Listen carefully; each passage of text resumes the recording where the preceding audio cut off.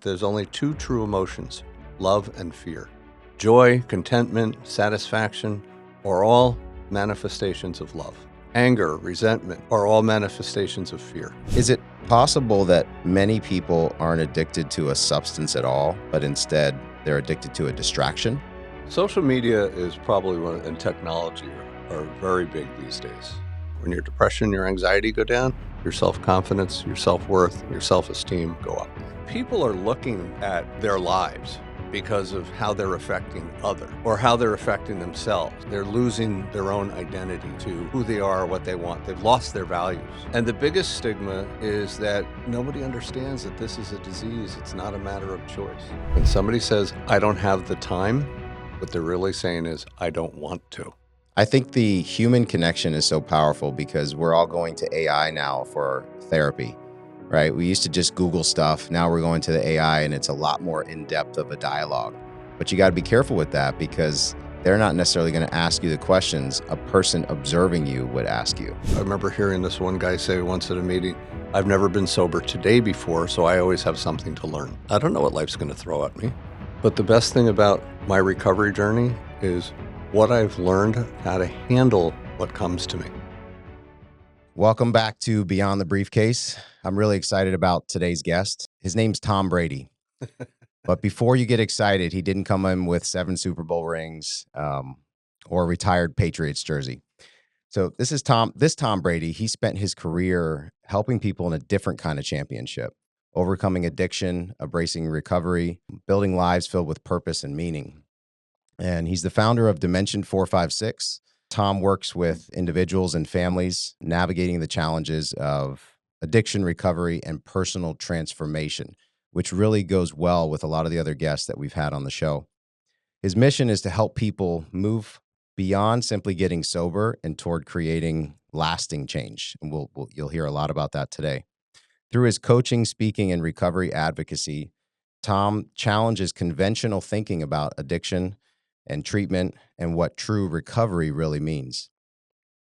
His recent work focuses on important distinction between sobriety and recovery, a message that's resonating with individuals, families, and professionals alike. So today we're diving into stigma, healing, accountability, emotional growth, and why recovery may have more to teach all of us about life and leadership than we really realize. So please welcome Tom Brady. Morning, Tom. Thank you, Matt, for having me as your guest. So tell me about Dimension 456, if assuming I'm saying that properly. It's fine. Dimension 456, Recovery Support Services is the full title of it. I started it about 8 years ago um, to build a brand. And where the name comes from is from the American Society of Addiction Medicine, the 6 dimensions of treatment and recovery. Dimension 1 being acute intoxication or withdrawal. Dimension 2 being biomedical or medical concerns or physical limitations. Dimension 3 is emotional, behavioral, or cognitive or mental health issues, acute mental health issues. Dimension 4, which is now ASAM's changing their thing, but the Dimension 4 I work with is still related to motivation. Dimension 5 is relapse or continued use potential, and Dimension 6 is recovery environment. Those are most of the things that are external. The reason why it's called 456 is because if the criteria within dimensions 1, 2, and 3 are not resolved or stabilized, they're not going to be able to, that client is not going to be able to participate in working towards developing a path to recovery. Which is 4, they'll be 5, and 6. which is 4, 5, and 6. Makes sense if they're in that order. Right. And I build, in the clinical world, we refer to uh, discharge planning or working with a client. We have what they call a treatment plan. And a treatment plan is very directive uh, from a clinical standpoint. Whereas when I do this, I've created a template that's based on those dimensions that has long-term goals that are some that are identified that are common that with people that I've worked with before. I give a lot of latitude to ask their own long-term goals. and we're going to get into some of my approach towards that in a second. Um, and then what I do is I incorporate within each dimension short-term goals that are achieved by working this, by being an active participant in the process. A lot of the a lot of it has to do with self-esteem, self self-worth, self-confidence, helping drive really helping them gain a sense of purpose. Right. That's good. And it's funny because I build three what I call fundamental elements into these action plans. The first being foundational, which is relevance. If someone's recovery path doesn't make sense to them, it's not going to work. If it doesn't fit their lifestyle, their values, their beliefs, are things that I ask them up front. The first question I ask any client is, "What do you want?" And it's an open-ended question. And I say, you don't have to limit it to saying, "Oh, I want serenity," or Hmm. looking for a wonderful connection with the universe. It's like I said, you're allowed to ask for cash and prizes. um, because why not? If these are things that are going to help drive them towards, you know, success, go for it. The second element is dynamic, and that's a sense of purpose. And sense of purpose is not just goals.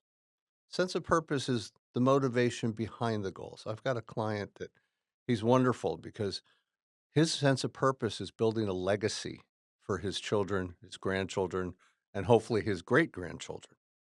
So he's really got that motivation to go beyond, just, he's worked very hard in business. He's helped his family set them up, and he wants to do more. He's actually even written books. It's pretty awesome.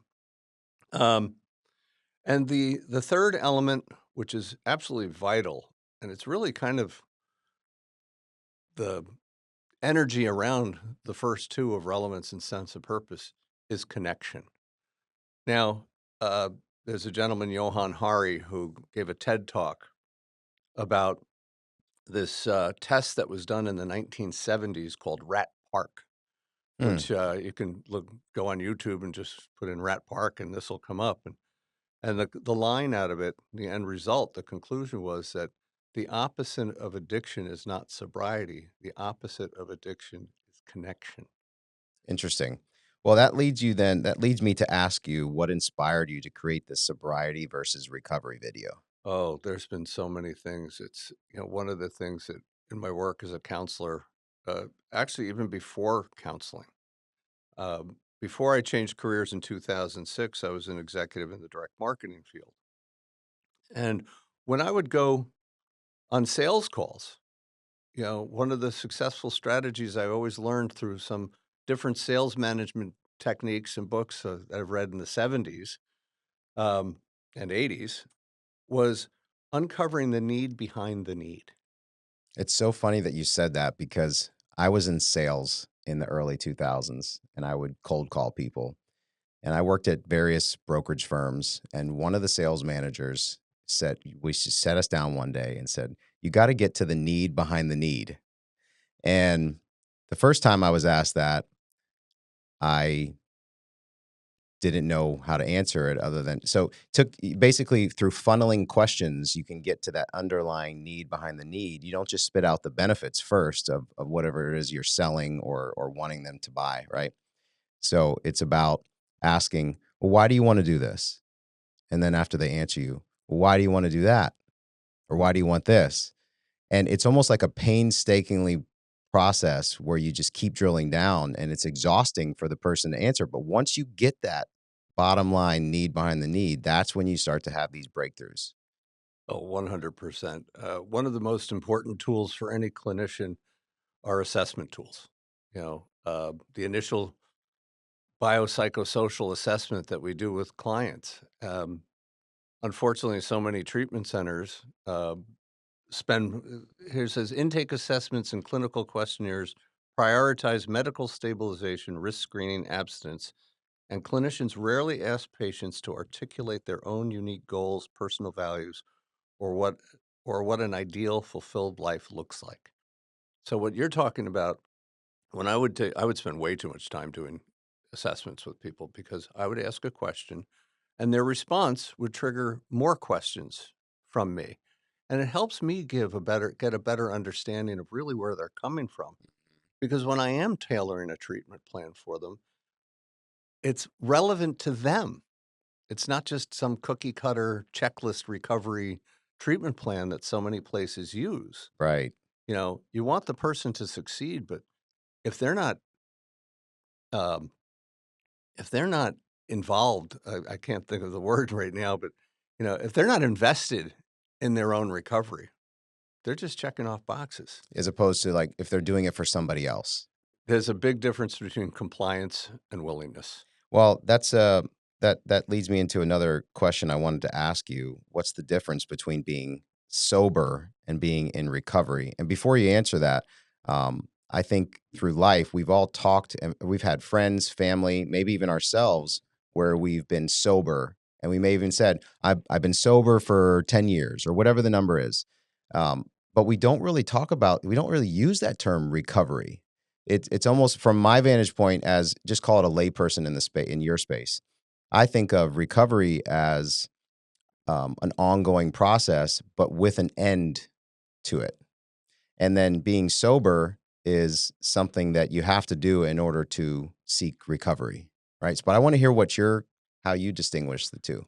But it is. It's especially these days with so many changes, the political climate that has affected the treatment industry over the past couple of years, the um, the medical influence, pharmacology, especially, uh, as far as insurance, how they drive insurance. It's just really affected so many things.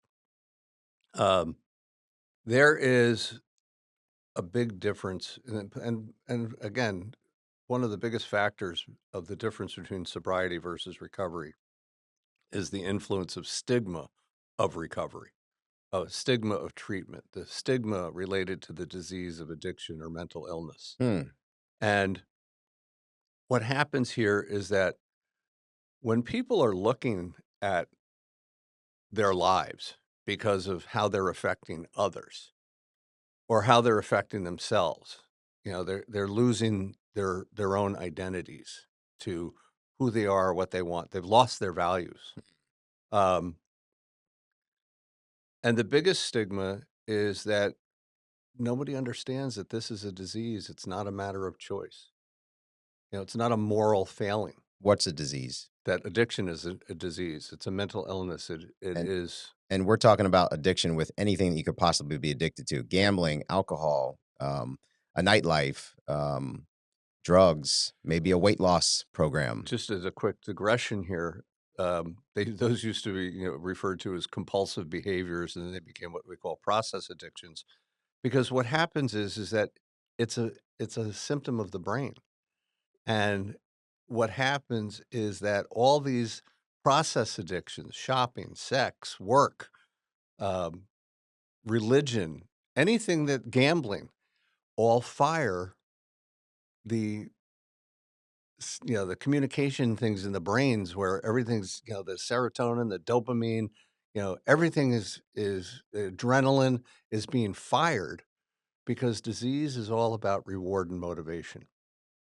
And when something triggers that energy and creates that reward, it motivates for more.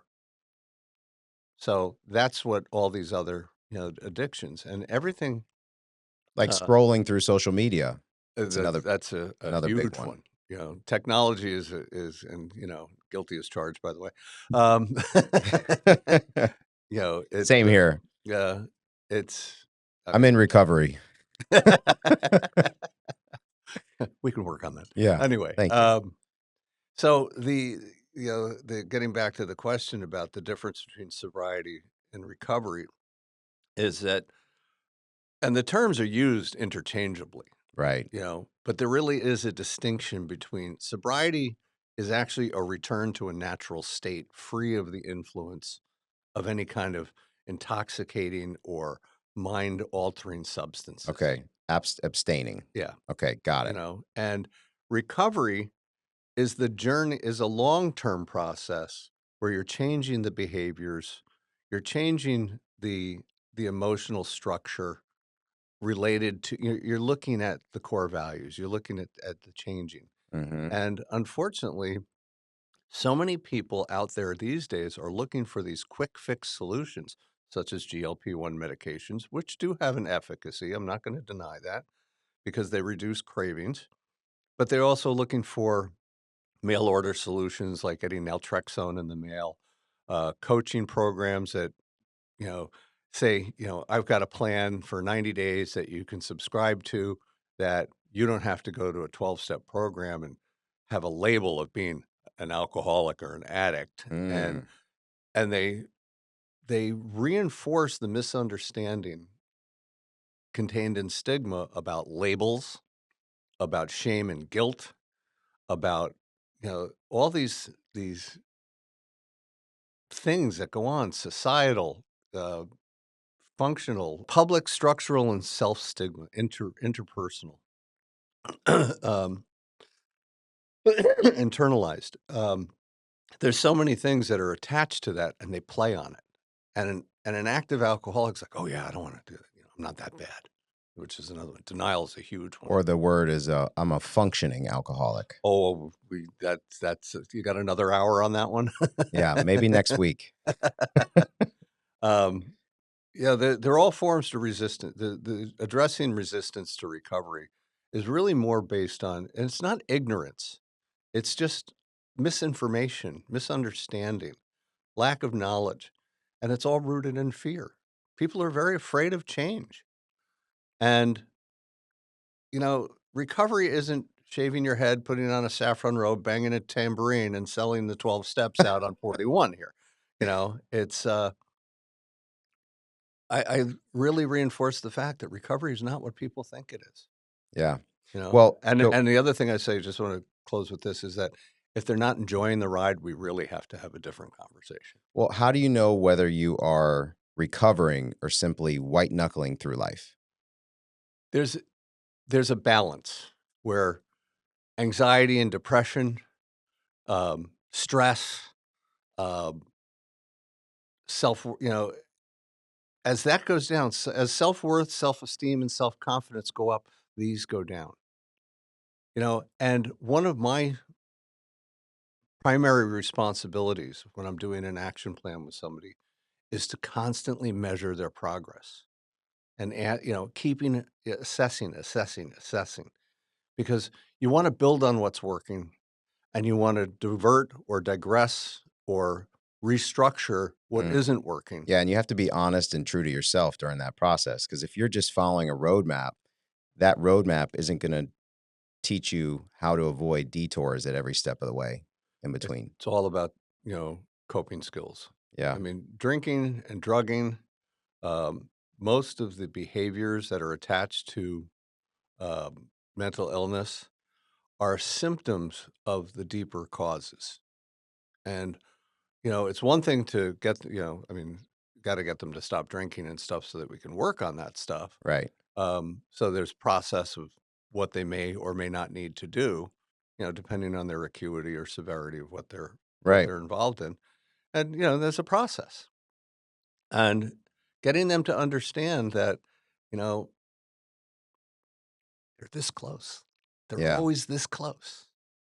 And to it's success. yeah. Yeah, aren't we all, right? I mean, it's constantly if you compare that to setting goals, how many times you have to fail at something until you finally figured out getting right. They say that success is one step away from your last failure, something like that. So you have to keep pursuing, and someone like yourself can help them get over that hurdle. So what I'm hearing is recovery is not merely stopping a behavior; it's really changing how you live. And there's Without and I wanna say, that's a tough statement because, yes, it's changing how you live, but it's not changing you. It's allowing the part of you that has been held hostage, for lack of a better phrase, by the addiction to allow the real person to emerge and live within the life that makes sense to you and free that person from that from the throes of the priority is everything about getting what I need and how I use people. Yeah. Well, I wanna talk more about stigma now. Go ahead. So, everybody has a different understanding of the term, but it's something that people are afraid to ask for help on or admit that they need help on something. Why are people still afraid to ask for help with whatever it is that they're addicted to? First off is the fear of change. They're in a comfort zone that's not necessarily a positive thing.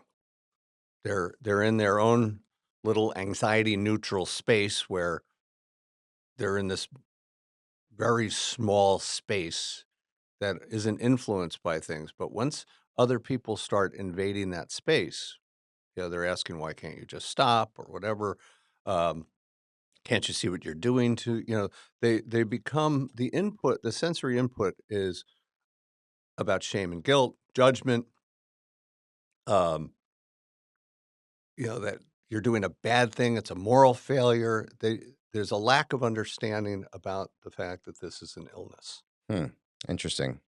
Well, if someone had diabetes, they'd seek treatment, right?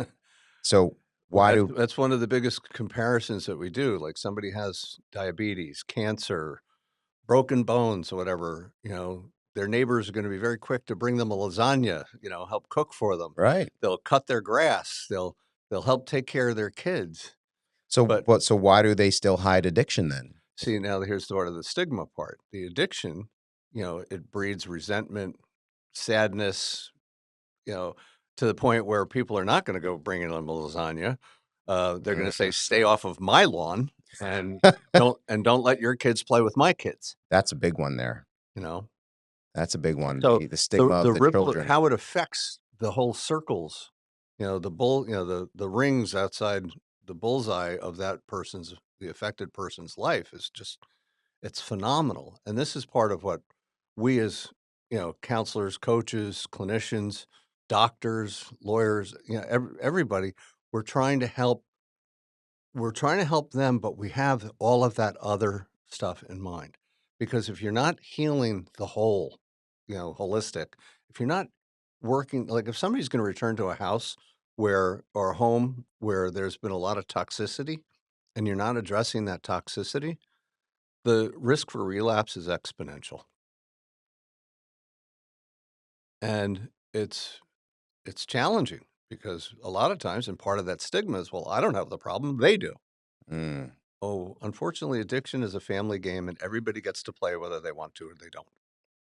yeah. Well, I know there's big, stigmas at work when it comes to families with children and who their children associate with. Having children myself, I often find myself more now than ever looking at the children that my children associate with. But it's so hard to control that. Let's say you're working professionals, your kids ride the same bus as other kids.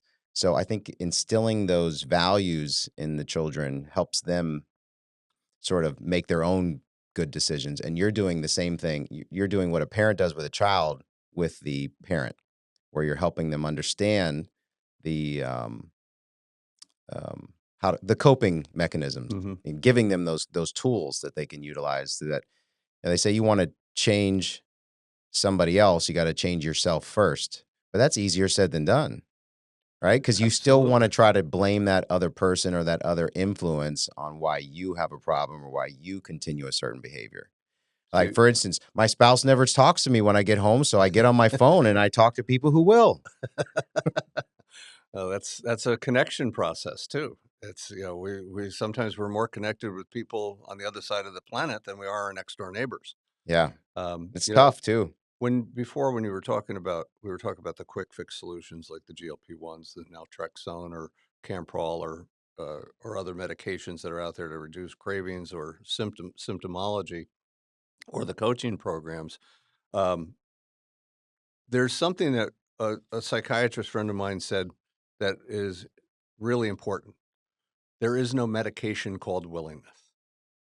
And willingness really is the key. So sometimes, when I'm working with a client who has come to me more out of compliance than surrender, as we, more affectionately put it, there are times when we can kinda get them we'd like to lead them towards an understanding, and sometimes it happens and sometimes it doesn't. But it's very, whatever it can take to get somebody to come to the water, getting them to drink is one thing. Drink that water. Not drinking Kool-Aid either, by the way. Right. It's bad. Yeah, Kool-Aid bad, yes. Um, Red but it's 40. it's really important to, you know, we never give up. We don't want to. It's like it's heartbreaking because, you know, I mean, one death is too many, and there's lots of clinicians that can talk about the stories of people Mhm. that have, I get very concerned about people who relapse because they may not make it back. I mean, it's one thing years ago, it was one thing. Now, people are just trying so many different things to escape. Well, in my interview with Dave Asprey recently, we talked about the use of willpower. And willpower, when you expend so much of it, it requires a lot of energy, which leaves you less energy for other things in your life. So willpower is required to have that willingness to make that change. So what this makes me think of is that maybe people are so exhausted that that's why they're looking for these quick fixes, because they've run out of the willpower energy that requires to get them to truly pursue this thing willingly. I'm glad you brought that up because willpower is like, they talk about, in step one of the 12-step programs, admitted we were powerless over fill in the blank Right. and that our lives had become unmanageable. And everybody's like, oh my God, that itself is, that's a hell of a statement. Mhm. Um, but the thing is, though, when I have, when I was in my active addiction, and by the grace of God, I recently celebrated 25 years of recovery. And I would like to Congratulations. also say, I'm not a poster child for the program of recovery. I don't work a perfect program. I had a sponsor once reminded me constantly, none of us are going to rise above the level of being human. And that's a factor I bring in there. So, we're all going to be subject to mistakes. Right. But when you talk about willpower, that is actually a very important asset and tool for a person entering recovery. And that willpower goes right to what I was talking about with the sense of purpose and how it gets tied into relevance and how they connect. So willpower in itself is actually a really good thing when you're bringing that whole person into what really drives them. Right. And sometimes that is where I can help somebody who just comes in who's compliant, and sometimes I'll even tell that person who's compliant, I said, okay, look, go along for the ride right now. All right. Give yourself some space, Mhm. let them all calm down, and let's see where we can try and maybe affect some change. Well, I grew up in South Florida and I was born and raised there. I lived there for 25 years. And what I didn't realize how much how many energy suckers I had around me until I left that environment and moved to another state. And I reflect back on that. It's so much easier to leave the situation, but then it's not easy for everybody to do that. And at that point I was in my mid 20s. I didn't have any children. It was a little more easy. But some people can get so deep in their lifestyle that they feel like there's no other hope, and that's when they resort to these other tools or these other addictions, and it's a downward spiral. And I think that's specifically when it comes to professionals, why professionals don't often seek health aside from the stigma associated with it in professional circles. But they're so deep into their way of life that they don't have the energy, and they make excuses about not having time. So someone like yourself can help them get over that line, make those self realizations, and then decide whether they go for a sabbatical or they take a week to themselves and sort of think about these things and come back maybe a changed person, or at least with a changed state of mind. Mhm. Absolutely. And it's getting them to recognize the routines they were in and try to alter, and sometimes it's baby steps, sometimes it's drastic changes. Um, there's lots of factors to those people who influence people. When you talk about geographical changes, getting them to understand is that no matter where you go, there you are type stuff. Right, right. It's what are you bringing to the table? You know, it's one thing that you leave something behind, but what are you bringing to the next phase? We're constantly evolving, and, you know, building that concept that, you know, this is an evolutionary process of our own growth and our own journey towards emotional sobriety, emotional fulfillment, a life of purpose. Enlightenment, the ultimate goal Yeah. for some, perhaps. Well, you you made me think of something else when, and I know you're not a divorce expert, so I'm not going to go into too deep on Well, it this, depends but on what side of the fence you're looking at. one thing you said about you're going to be the same person. So let's say someone leaves a marriage because it wasn't working. They go to another marriage. If they haven't done any work on themselves, they're bringing the same person to that next marriage. And that's why the rate of divorce in second marriages is greater than the rate of divorce in first marriages. And it's actually already even really high. So I think it's like 75% of second marriages end in divorce, I something like I that. I don't have divorce Yeah, statistics. again, I'll leave that in I your wasn't I'll going to leave that go in your there. realm. Maybe I know more about that, But but but that concept of, if you're not changing, and I have it on the back of my, business cards. It said, you can't solve problems with the same kind of thinking that caused them. And, if you don't learn from your mistakes, you're condemned to repeat them. right. And when I do talk to clients that are coming in and their marriages are on the rocks and possibly ending, it's like, okay, so what do you learn? What are you taking from this? You know, it's there's in relationships, nobody really can own more than 50% of the responsibility, positive or negative, Hmm. because it's supposed to be a partnership. Mhm. And when it gets out of balance, that's where the problems start occurring. And that could be in professional relationships too. Yep. I 100%. think the likelihood to fail in a business partnership is more than 90%, which is much greater than the a first marriage.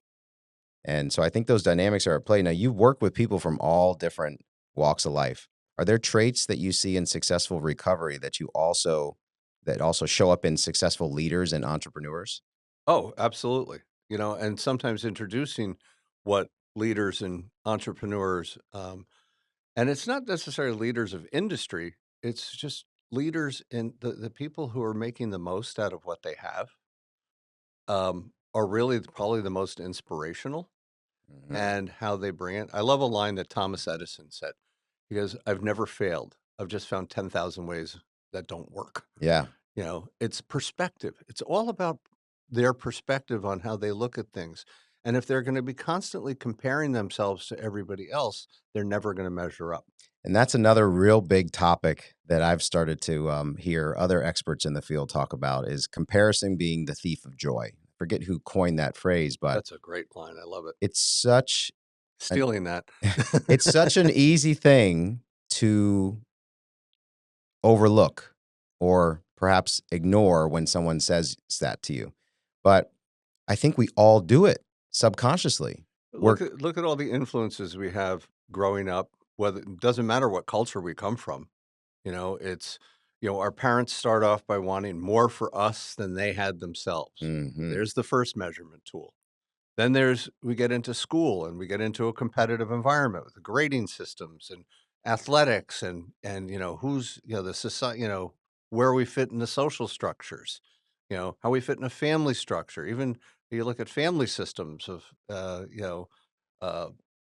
all the rankings of the hero child, the lost child, Yeah. everything. Well, I grew up in a single parent household for the majority of my childhood life. And even when my dad was still in the picture, he wasn't around. So he was truly an absent father most of the time. And I remember comparing myself to people to my friends that had two parent households, right?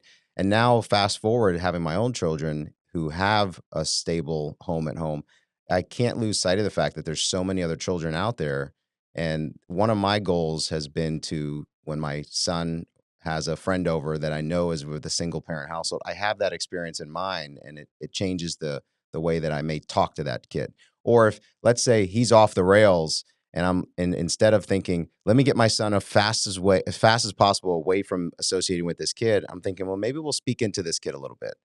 I can't change his household situation, but I can maybe change his perspective or her perspective. I had a client who, during one family session I had with all of them, I said, he and his sister have a very unique situation, and they fall into a very small percentile of their peers. Their parents have been married. They've had one, they're still together. They're loving and supportive. They're, they've got family issues, but what family doesn't? Right. They have the same house that they grew up in for 30 years, and that house is still there. That's even more rare than two-parent Okay, household. and it's just, they're in the same town, they grew up, they've never lacked for anything. Right. Um, they're loving and supportive, but yet this disease was tearing that all down. And, it's I I can't think of any other client that could fall into that strata where they have those attributes. Even myself, I came from, a divorced household, where I ranked in my family of being the youngest of 5, and we had, alcoholism and mental illness ran through my family as well. Right. Um, but I grew up in a very nice, affluent town. I lacked for nothing, but yet this disease took hold of me when I was young. Well, is it possible that many people aren't addicted to a substance at all, but instead they're addicted to a distraction? Social media is probably and technology are very big these days. There are treatment centers that are dedicated now. There's a handful of them that are just dedicated to technology addictions, Mm, video games, uh, computers, online stuff. It's just, it's What there if are things that are out there that are substitutes, but there's always something that drive remember, all the addictive behaviors are symptoms of something deeper. mm, yeah, that I think so many people listening can make a reference to that in their lives, not like whether it's video games or social media, a parent or themselves. Um, but that's maybe one of the hardest widespread things that people aren't willing to admit to these day and age, because when you look, let's say you go to a coffee shop, instead of seeing everybody talking to each other, you see a lot of them on their devices looking down. Mhm. And that goes in the airport. The airport's huge. I was in the airport a few months ago. I travel a lot throughout the year, and there was this woman behind me who didn't have headphones on and was watching this, was scrolling through short videos and just laughing out loud, oblivious to every single person around her. And I look at the guy next to me, and I'm like, we're referencing like, can you believe this girl behind me? But there's so much of that it becomes normalized, right? And that person that I was talking to might be um, more likely to do that at the next airport he goes to because of that experience there. And um, anyhow, people are oblivious to the fact that it's a problem. Well, it's funny that you talk about that because, airports are one kind of an environment where, there's really not too much else to do while you're waiting. Maybe, But yeah, true. go to different places. Like I've gone to the campus of a couple of colleges in the area here, and I watch students, they're walking down the sidewalk just staring in their phones. Yeah, Or you go to shopping malls or shopping centers and everybody's attached to their phone. Or if you're stopped at a traffic light and there's a car full of kids, they're all looking at their phone. so true. And that started years ago. It's just gotten more widespread. I did a paper at the University of Michigan on distracted driving. And I remember when I was doing my field research, I'm driving down I-75 and I look over, and three of the four cars that passed me within a literally, it seemed like 30-second timeline, they had their phone in their hand. And Mhm. I was talking about use of Bluetooth devices and that sort of thing. But even being on the Bluetooth device is a form of distraction, talking on the phone. How many times have you been going down the road on a phone call and missed your exit on the highway? At least once. No comment. Right? And So when my wife calls me and she says, "Oh shoot, I missed my turn," I say, "All right, let's hang up the phone. Don't take that personally. I'd love to hear what you had to say, but this is not the best time to have that conversation." But that's easier said than done. Right. And now with these self-driving cars, you can actually um, truly multitask with driving and being on the phone and devices. But let's face it, that's not going to become the true norm for several more years. So that distracted driving is still an issue, and the phones are a big cause of it. Well, let's talk a little bit about emotional sobriety and a better life. What is emotional sobriety? That's a good question. That's like asking an economist what their state of the, you know, how they solve the world's problems. Um, Emotional sobriety, and again, you can ask a lot of people the same question. For me, it's an it's a level of contentment. It's having that sense of purpose and building on it. It's being calm amidst the storm, Good. you That's know, good stuff.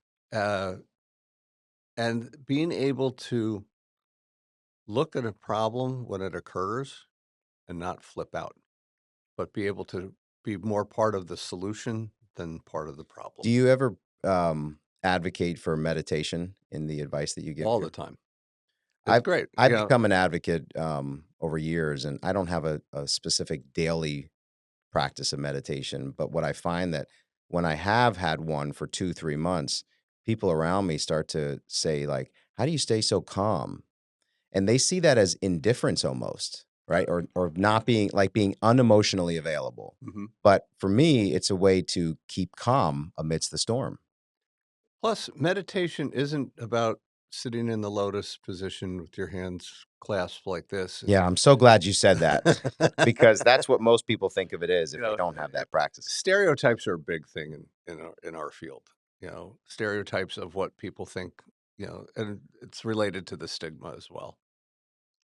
But like I drive my car without my radio on most of the time just to let my head empty out. I walk a lot, and sometimes I'll walk with listening to music or I'll listen to something like I was listening to one of your earlier podcasts, as I had mentioned once Thank you. before.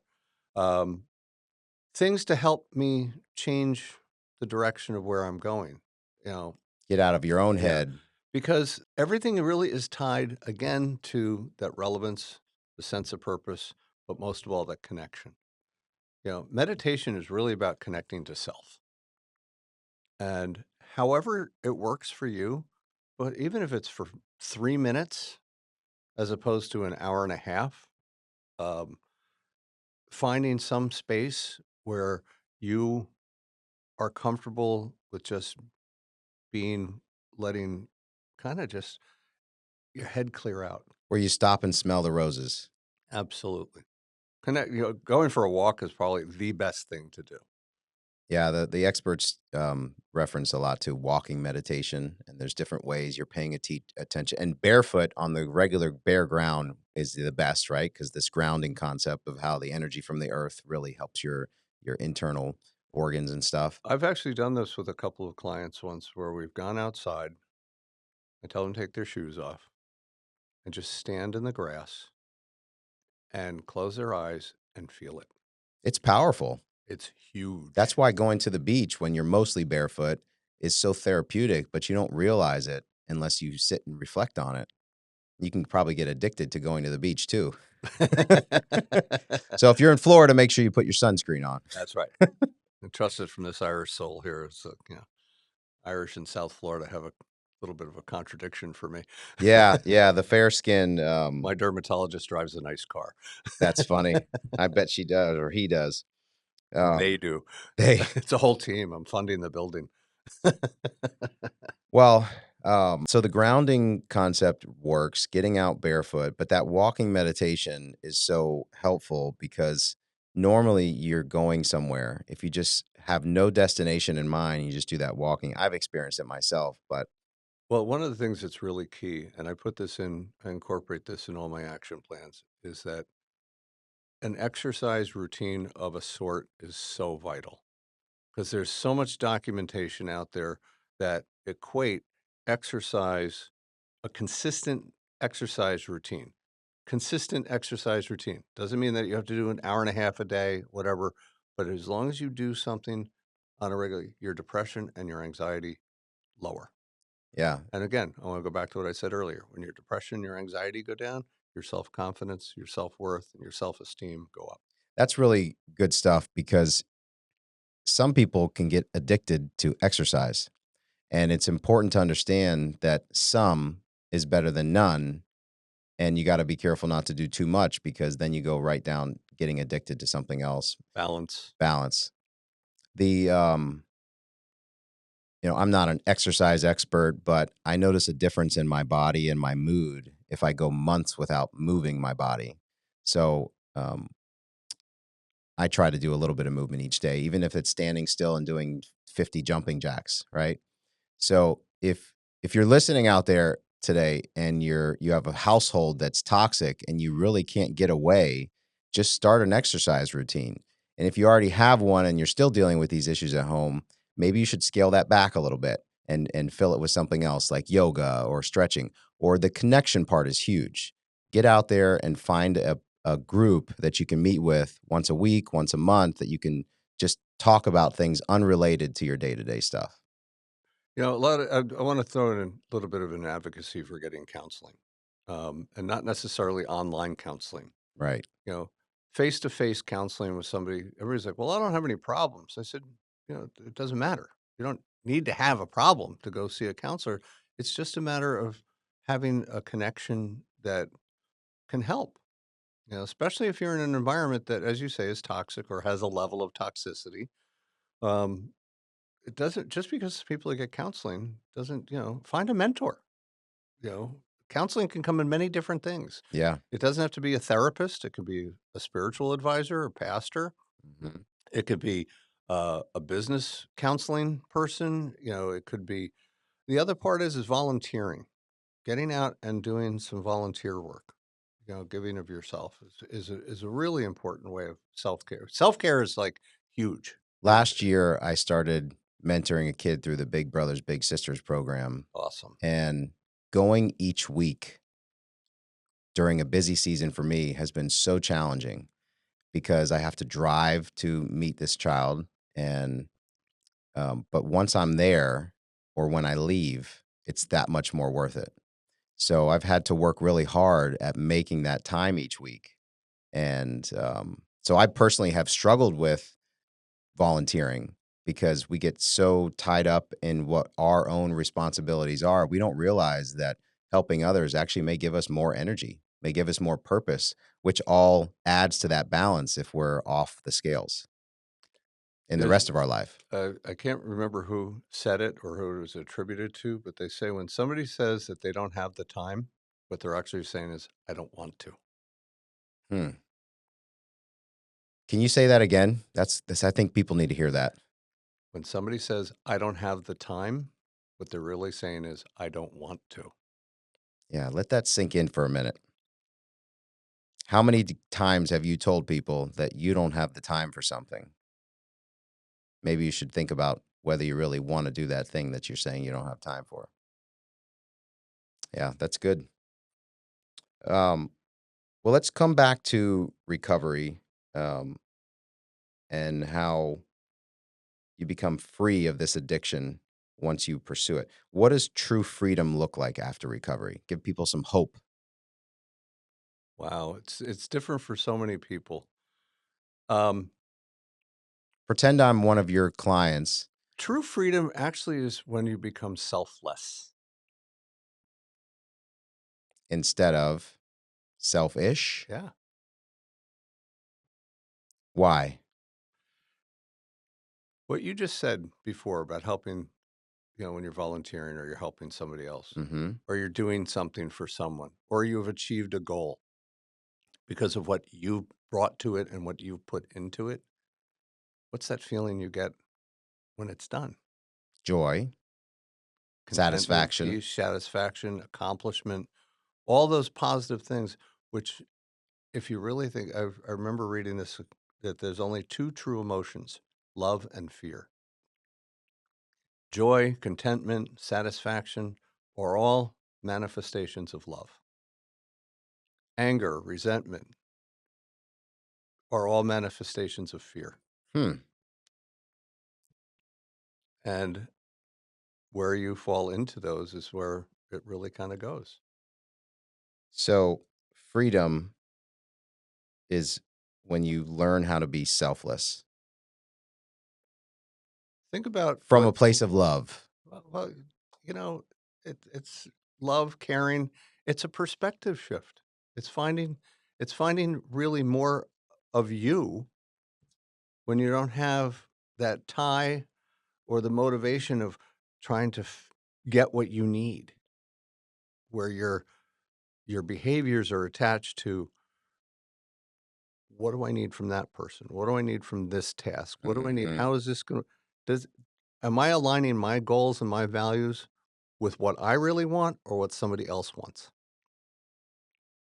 And that's what I incorporate in my work. I think that's important. I think that requires regular work. It takes, and there's all sorts of comments and thoughts about changing behaviors, replacing a bad habit with a good habit. Yes. If you don't have that balance, I use a very weak metaphor of like in the very beginning of uh Raiders of the Lost Ark when Indiana Jones is, trying before the giant ball comes rolling down after him, where he takes the bag of sand and replaces that when he takes the idol. Yeah. It's got to be something of equal value to make it work. I Of like course, that analogy because I like that movie. it was a And great movie. actually, at the Hollywood Studios in Orlando, that's one of the elements of the skit that the live action scene they do. It was great, wasn't Yeah, that's it? great. Felt like a kid again every time. Well, I want to. This has been a really good conversation. I think there's a lot of content in here that people will benefit from listening to. I want to Thank you, sort by the way. of ask you some rapid fire questions. Sure. What's the most important lesson that recovery has taught you personally? Don't give up on yourself. Um, the most important lesson in recovery is don't be afraid to ask for help. And what belief about addiction do you hold that many people disagree with? Wow, that's um, the belief that I hold is that change is possible. I could see that ringing well, even as simple as stated as it is. A lot of people don't think that change is possible.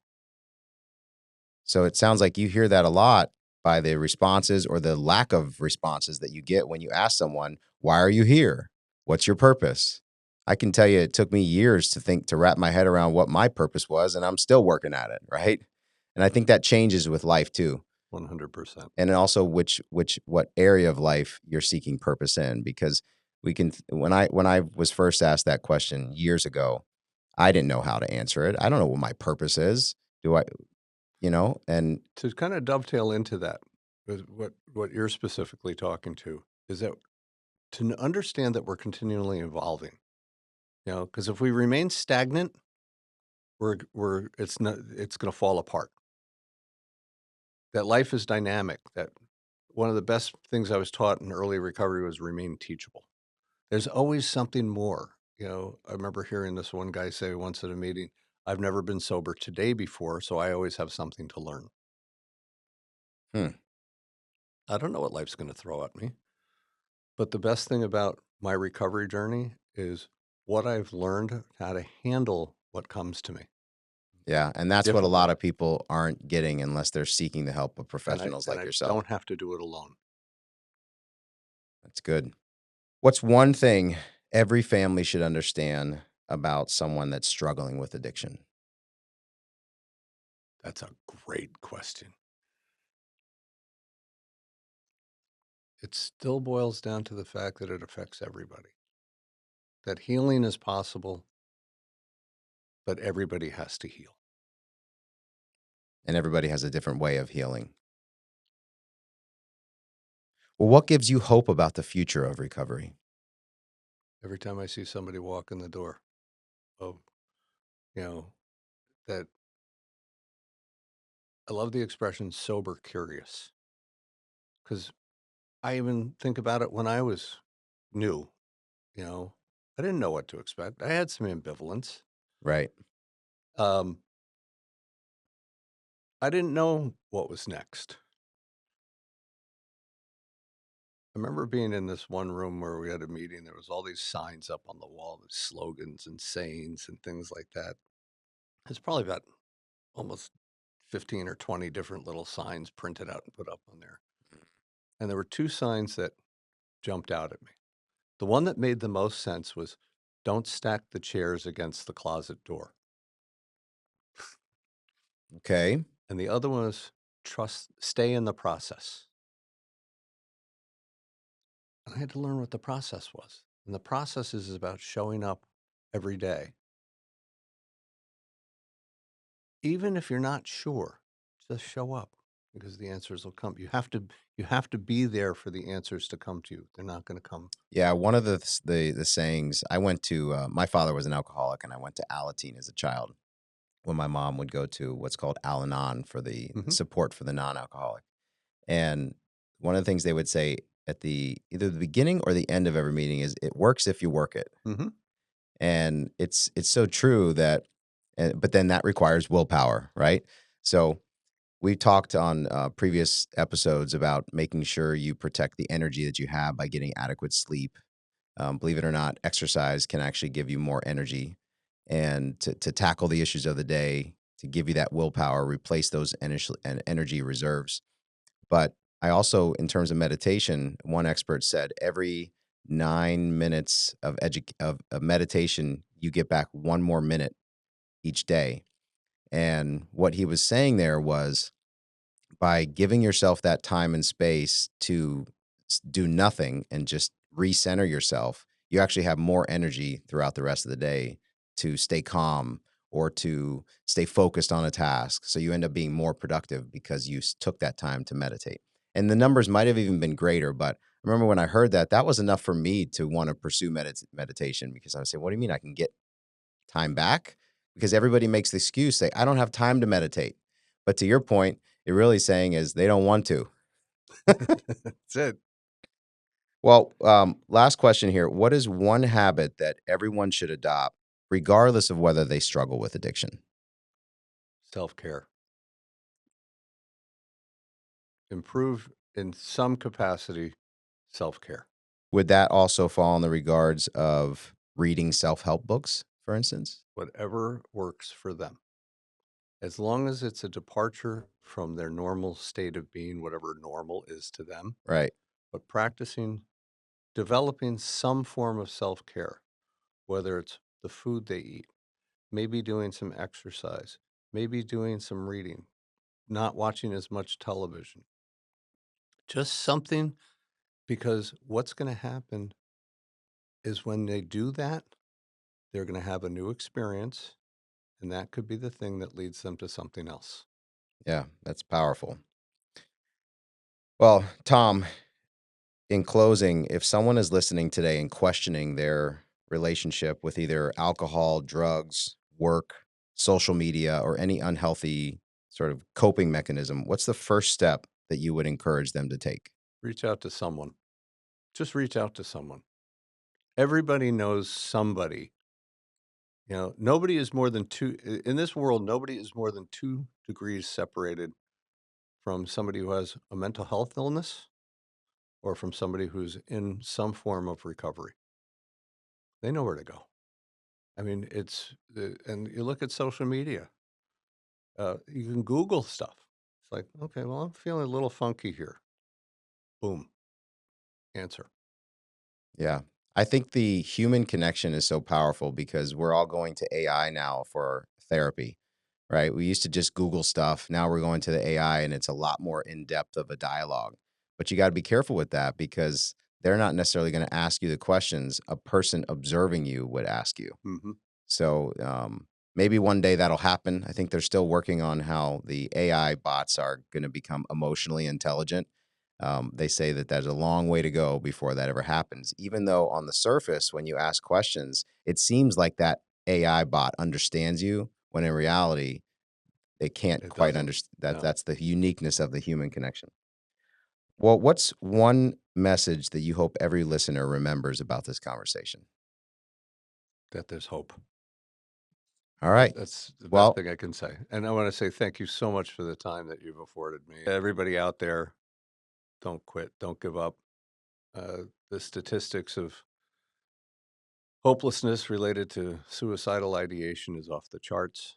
The numbers related to alcohol related deaths, which is the number one preventable cause of death out there. The amount of people that are caught up in this, it's staggering. yeah.